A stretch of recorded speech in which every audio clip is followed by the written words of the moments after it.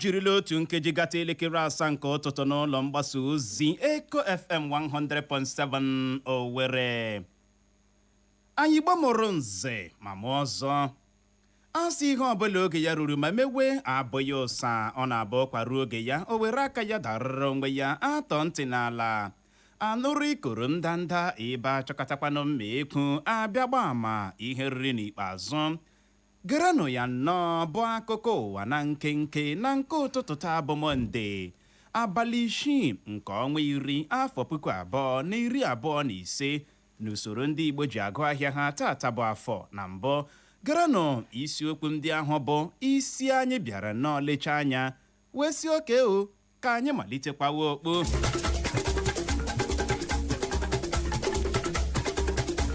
N'ụtụtụ taa onwe ka isi tọrọ anyị ya bụ ntị gị ahụ n'ala ka ute ị ga-anụrụ na Soludo adọọla ndị ji ọkwa gọọmenti na steeti Anambra aka na ntị gbasara ịdị na-ana ndị na-ere ahịa nta petty traders ego otu levi. Ị ga-anụrụkwa na Atiku akatọọla Tinubu maka ịga olili ozu nne onye isi oche otu pati APC n'ala anyị ebe ndị Naịjirịa ji eze ekpe ekwere. Ị ga-enwekwa ohere nụrụ na ejirila ukwu ego ji tie ndị ji agbara otu egwu bọọlụ Nasarawa United aka n'obi maka mmeri ha meriri otu egwu bọọlụ Bendel Insurance. Ngwanụ tọrọ anyị ya bụ ntị gị ahụ n'ala ka ute ka ime ike nụrụzie ka ya bụ akụkọ ndị a na ndị ọzọ ga-esi ada n'ọnụ anyị n'ụtụtụ taa. Ndị ga n'olu ha bụ mụnwa n'onwe m Uchenna Clever Ọnụọha nakwa Nwada Nwokocha Clara.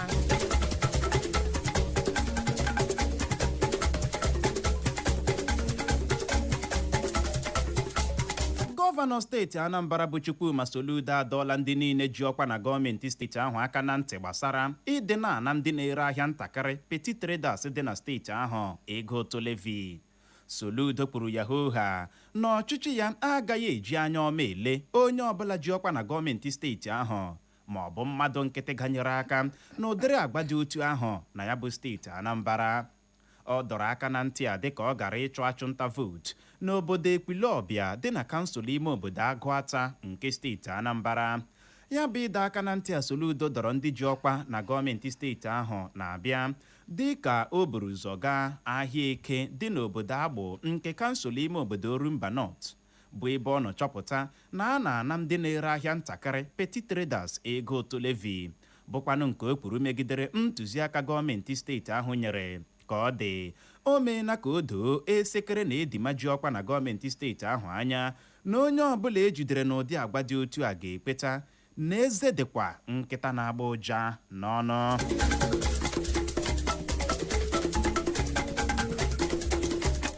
Onye kọmishọna na-ahụ maka mgbasa ozi na steeti Akwa Ibom bụ nwa amadi Amadika Anekan Omana akọwala ya dịka okpokpo asị bụ nnọọ akụkọ ahụ ndị mmadụ na-ebugharị na gọvanọ steeti Akwa Ibom bụ Umoino nyere iwu ka a napụ aka chịburu steeti ahụ bụ Udom Emmanuel ndị nchekwa ya. Ka ọ dị nnọọ mkpa ime ka ị mara na e nwere akụkọ anọ nnọọ na-ebugharị kemgbe esi na ya bụ gọvanọ steeti Akwa Ibom bụ Umoino nyere iwu ka a napụ aka chịburu steeti Akwa Ibom bụ Udo Emmanuel ndị nchekwa ejiri gbaa ya okirikiri n'ihi nsogbu ndọrọndọrọ ọchịchị ha na-enwe maka ntuliaka elu afọ 2027 na-abịa abịa. Mana ka ọ dị ya bụ onye kọmishọna steeti Akwa Ibom bụ Anekan Omana akọwala akụkọ dị otu a dịka okpokpo asị akwọrọ aka wee tụọ. Ya bụ Omana gara n'ihu wee kọwaa na ịnapụ Omano gara n'ihu wee kọwaa na ịnapụ onye ji ọkwa na gọọmenti ndị ọrụ nchekwa ya bụ nke dị ara onye inspektọ jeneral ndị uwe ojii ala anyị nakwa onye kọmishọna ndị uwe ojii steeti na ọ bụghị oke n'ọrụ dị ara gọvanọ ime. Onye minista na-ahụ maka ọkụ latrik n'ala anyị bụ Adebayo Adelabo apụtala mee ka ọha na eze mara na ọ ga-eso azọ ọkwa gọvanọ steeti Ọyọ n'afọ 2027 ọ na-abịa abịa. Ya bụ Adelabo bụ onye ga-eji ọkọlọtọ otu pati APC azọ ọkwa ahụ kwuru na ihe mere o ji pụta ịzọ ọkwa gọvanọ steeti Ọyọ bụ maka na ọ bụ oge ya. N'ihe onyonyo vidio gazurula ọdọ nzirịta ozi soshal midia ọnụ, ọ kọwara na ọchịchọ ya ịzọ ọkwa gọvanọ steeti Ọyọ abụghị maka ọchịchọ nke onwe kama na ọ bụ iwulitekwu obibi ndụ ndị steeti Ọyọ. Na nke yikwara nke a, onye bụbu osote gọvanọ steeti Ọshụn bụ senetọ Iyọla Omishori apụtakwala mee ka ọha na eze mara na ọ ga-eso azọ ọkwa gọvanọ steeti Ọshụn n'afọ 2026 na-abịa abịa n'okpuru otu pati APC. Ya bụ Omishori mere ka ọha na eze mara maka nke a site n'ozi o zipụrụ n'ọdọ nzirịta ozi X ya bụ ebe ọ nọ kwuo na ọ bụ n'abalị 7 na-abịa abịa nke ọnwa Ọktoba anyị nọ n'ime ya kpọmkwem n'ụlọ ọrụ otu pati APC dị n'Ọshọgbọ isi steeti Ọshụn ka ọ ga-anọzi mee ka ọha na eze marazie ihe kpalitere ya o ji se ka o soro zọọ ya bụ ọkwa gọvanọ steeti Ọshụn.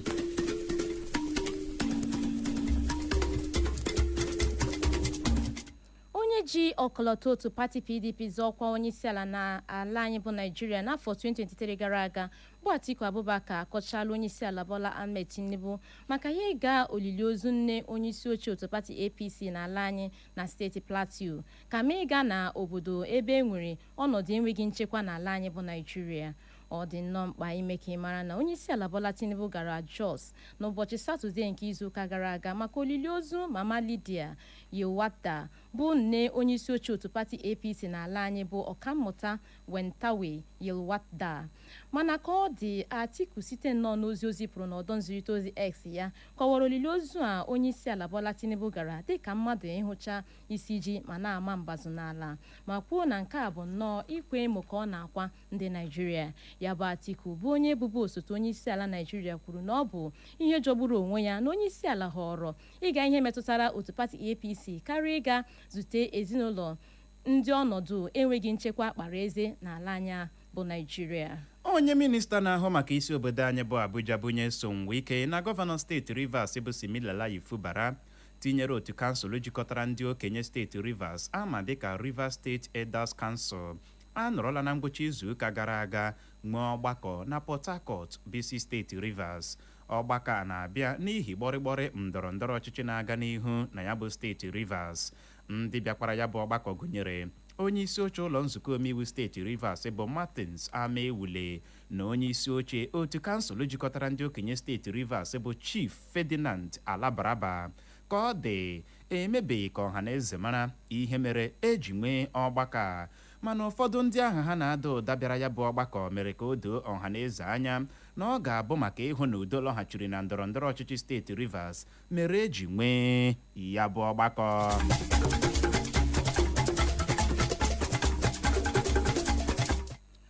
Bụbu onye isi ala Naịjirịa bụ Goodluck Jonathan apụtala ma kọwaa ya dịka okpokpo asị bụ nnọọ akụkọ ahụ na-efegharị na o kwuru na enwere ihe jikọtara aka chịburu ala anyị n'oge gara aga bụ Muhammadu Buhari na ndị oyi ọha egwu Boko Haram.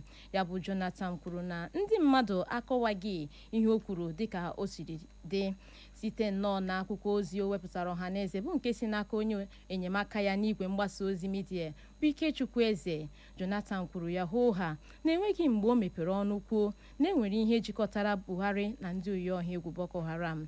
Ọ dị nnọọ mkpa ime ka ị mara n'okwu Jonathan ya na-abịa dịka ọ nọchara na ụbọchị Fraịde nke izuụka gara aga n'otu ihe mmemme ọwa eji ewepụtara ọhaneze akwụkwọ wee kwuo na enwere mgbe ndị Boko Haram kpọtụrụ Buhari ka Buhari bụ aka chịburu ala anyị ka ọ nọchite anya ha na mkparịta ụka udo ha na gọọmenti. Mana ka ọ dị, ya bụ Jonathan bụ aka chịburu ala anyị bụ Naịjirịa n'oge gara aga akọwala nke a dịka okpokpo asị n'aka nke ya kwa Garuba Shehu bụ onye bụbu onye otimkpu